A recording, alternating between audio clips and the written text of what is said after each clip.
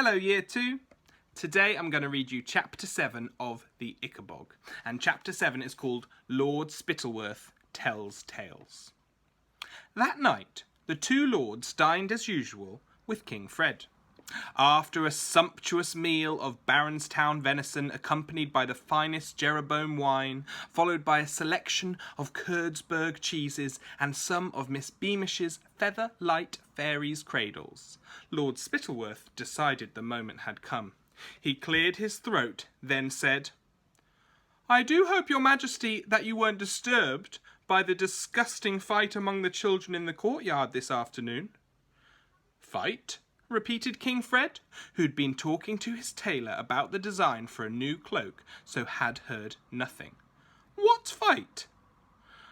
"Oh dear, I thought Your Majesty knew," said Lord Spittleworth, pretending to be startled.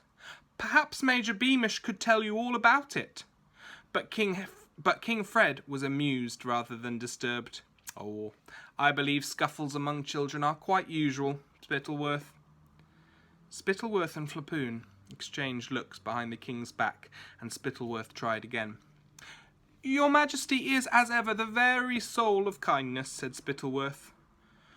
"Of course some kings," Flapoon muttered, brushing crumbs off the front of his waistcoat. "If they'd heard that a child spoke of the crown so disrespectfully—" "What's that?" exclaimed Fred, the smile fading from his face. "A child spoke of me disrespectfully?" Fred couldn't believe it. He was used to the children shrieking with excitement when he bowed to them from the balcony. "I believe so, Your Majesty," said Spittleworth, examining his fingernails. "But as I mentioned, it was Major Beamish who separated the children. He has all the details." The candles sputtered a little in their silver sticks. "Children say all manner of things in fun," said King Fred.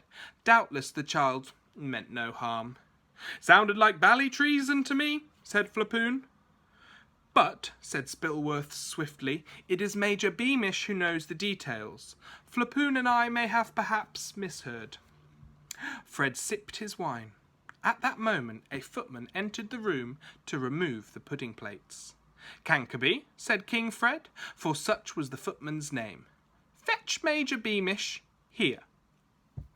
Unlike the king and the two lords, Major Beamish didn't eat 7 courses for dinner every night.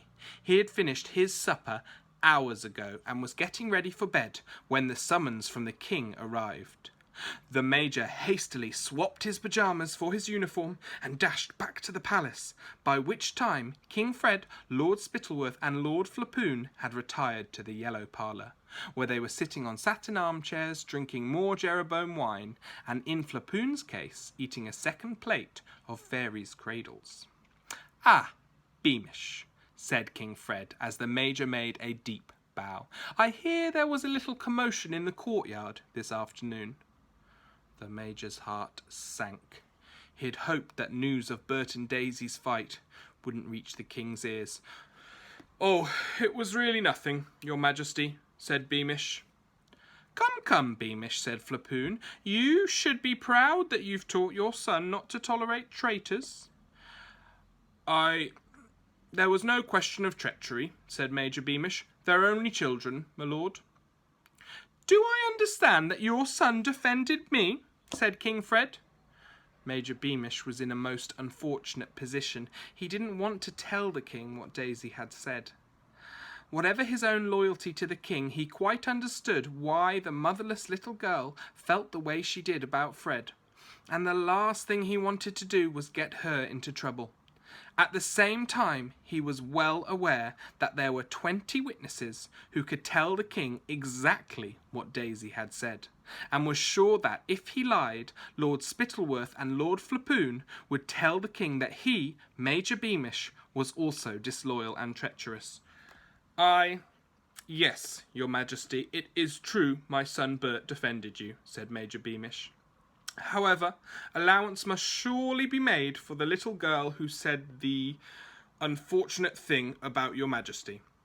She's passed through a great deal of trouble, Your Majesty, and even unhappy grown-ups may talk wildly at times." "What kind of trouble has the girl passed through?" asked King Fred, who couldn't imagine any good reason for a subject to speak rudely of him. Her name is Daisy Dovetail, Your Majesty," said Major Beamish, staring over King Fred's head at a picture of his father, King Richard the Righteous.